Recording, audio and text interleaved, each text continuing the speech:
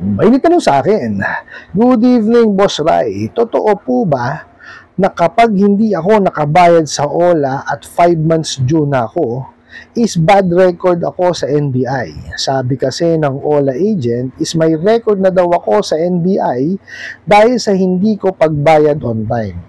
Sana masagot po. Salamat, Boss Rai. Alright, napakagandang katanungan po nito, pero bago ho natin sasagutin, imbitahan ko ho muna sana kayo. Napakisuportahan po sana ang aking mga social media accounts sa YouTube, Facebook, and TikTok. Eto, tumira. Okay.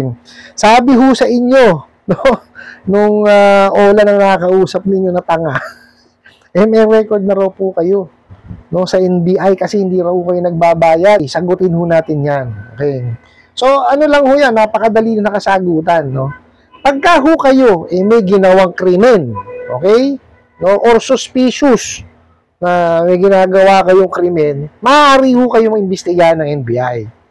May suspicion pa, may hinala pa lang ho, so gagawa na ho ng ano yun. So, kahit pa paano ho, malalagay yun dun sa inyong record. Ngayon, pangalawa, pagka ho kayo convicted, no, na may ginawa kayong krimen, okay?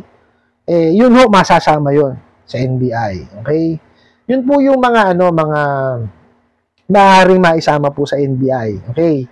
Ang mga naisasama po dyan, pagka sa utang is yung estafa. Meaning po, nilinlang or niloko nyo po yung hiniraman po ninyo. No, kung by merely, let's say, nagbigay kayo ng false information, nagbigay ho kayo ng peking mga dokumento, so that's estafa po. Okay? Ang estafa po, ang definition niyan is nanloko kayo at nanlinlang. Hindi po yung hindi kayo nagbayad sa utang. Okay? Kasi ito mga bugo katabusadong online lending apps, ang definition po nila ng estafa is hindi ka nagbayad. Sira ulo talaga eh. 'Di ba? Mali ho. Okay. So, meron pa po, pagkatungkol sa utang, ito po yung yung pagpapatalbog po ng cheque. Yung alam nyo naman na walang pondo yung cheque. O di kaya, close account na yung cheque. So, that's BP22. Bouncing check po bouncing check law po ng Pilipinas.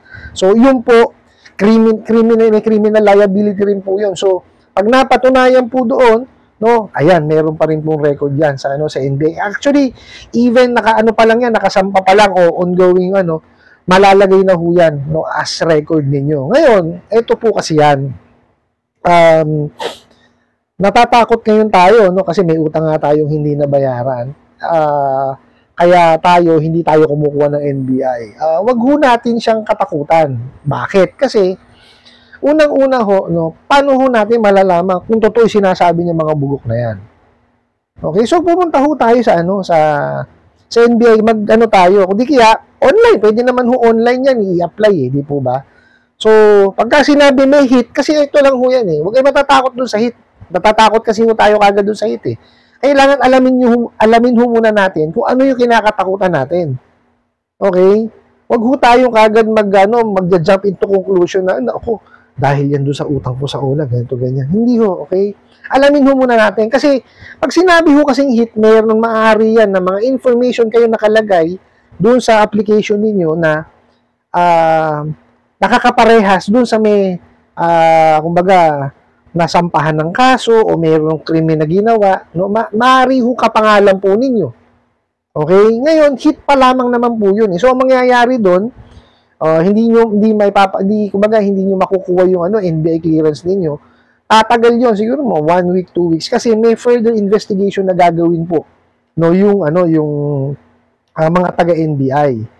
Okay? So, ang importante ho doon, pakalmahin nyo yung sarili ninyo, kasi kung alam nyo naman sa sarili ninyo na wala kayong krimen na ginawa, okay? Wala kayong ginagawang krimen, at hindi naman kayo tawag dito napatunayan na may ginawang krimen, di ba? Wala kayong dapat ikabahala. Kasi ho, no, yung usaping utang kasi is a civil case yan. So, let's say napatunayan sa korte. Let's give OLA's the benefit of the doubt na nakapagsampa sila ng kaso, nanalo sila. Usaping civil yun Hindi mo naman mapupunta yun dun sa record nyo sa NBI. And even na hindi pa lamang po nakakapagbayad, kalukuhan ho yan. Ito ho yan magkakaroon kayo ng record, alam nyo kung saan, kung submitting entity ng CIC yan. Sa CIC po. Pero sa NBI malabo. Hindi ho kayo magkakaroon ng record doon. Kasi usaping utang nga po yan Kaya wag niyo hong panervyusin ang sarili niyo. Ang pinakamaganda ho diyan is when in doubt, 'di ba? Alamin natin kung ano 'yung kinakatakutan natin. Huwag ho tayong kumbaga takot lang ng takot tapos di naman natin ginagawa ng aksyon, 'di ba? Kasi napaka-importante po ng NBI. Unang-una, for employment. 'Di ba? Paano kung gusto mo magtrabaho? Or gusto mo lumipat ng trabaho? Requirement 'yun. Di po ba? Tapos, let's say, mangingibang bansa ka, kailangan mo din ng NBI. Di po ba? Tsaka, syempre, para doon sa peace of mind. Di ba? At least, alam mo sa sarili, ay, wala pala. Mali pala yung sinasabi nila. Di ba? Kasi, ang unang kumakain po kasi, sa atin, is yung takot. Huwag ho harapin ho natin. Kasi, kung alam naman ho natin na wala naman tayong ginagawang krimen, o hindi naman tayo na-involve in a criminal activity, wala ko tayong dapat ikatakot. Di ba? Ngayon, ito yan. Let's say, meron yang di ba? Meron yang let's say na hit, Ang pinakamagandang gawin po ninyo is, kumuha kayo ng abogado. Kasi yung abogado ho ang makakapag, turo sa inyo kung ano dapat yung gawin, Di ba? O let's say, may kapangalan kayo. Kasi may mga pangalan na pangkaraniwan ho Di po ba? So, ngayon, ang gawin nyo, pupunsulta kayo sa abogado. Di po ba? Kasi, wala naman ho ibang makakatulong sa atin, kundi yung mga kababayan natin mga abogado, dahil yan po ang pinagtapos nila. Di po ba? Yan ang forte nila. So, sila ho yung nyo. Kaya, huwag nyo ho munang takutin ang sarili po ninyo. Pero kung sinasabi ng OLA, yung OLA po mismo nagsasabi, kasi ito ho yung di ba? May 5 months na kayo na overdue, Tapos sabi sa inyo nung OLA agent, meron na daw kayong record sa NBI. Okay. Well, definitely may record kasi kung kumuha kayo dati ng NBI, may record kayo. Pero hindi yung record na na meron kayong ginawang masama. Hindi. Yung record nyo sa NBI na clear kayo. Diba? Baka yun na sinasabi ng bugok na Actually, pinakamagandang ang balik niya. Talagang may record ako sa NBI. Diba? Kasi dati nakukumuha ng NBA, may record na ako doon. Hindi nga lang pangit. Maganda record ko doon. Diba? Ganun ho sana sinabi ninyo Or sabihin niyo sa akin na, wala akong record na na masamang ginawa. Alam niyo, dapat minsan tayo witty, binabalikan natin yung mga bugok na yan. Kasi, pag nabalikan ho natin yung mga yan, wala na isasagot sa atin yan. Ngangangahan kayo. Kasi hindi nga ako marunong maningil Di po ba? Kaya wag niyo munang takutin yung sarili niyo. Lalo kung sila nagsasabi. Ito sasabihin ko sa inyo, sa 10 sinabi ng mga bugok at abusadong online lending apps, 11 humali dyan. Wala namang alam sa paniningin niya mga bugok na yan Kaya niya, tingnan nyo, hindi pa lang ho kayo nakakabayad. Sasabihin, may record na sa NBI. May sira ulo. Totoo, may record kayo sa NBI. Pero yung record nyo, as in, nung kumuha kayo before ng NBI. Yun yung record nyo. Pero sabihin nyo, mayroon kayong mga kasong sa record, wala ho. Malabo ho yun. Pati ho yung hit, Kasi may mga nagme-message po sa akin, pagkaraw ba, nagkaroon ng utang sa OLA na hindi nabayaran, magkakaroon ng hit. Hindi ho yun ng, dahilan ng hit. Ang nagiging dahilan ho sa hit, may nakapangalan kayo, o may mga information kayo, na finil outan dun sa online application ninyo, or pagpunta nyo sa NBI, na may nahahawig doon sa may mga tao na na may mga criminal record o may mga suspicious sa di ba? Yun ho yun.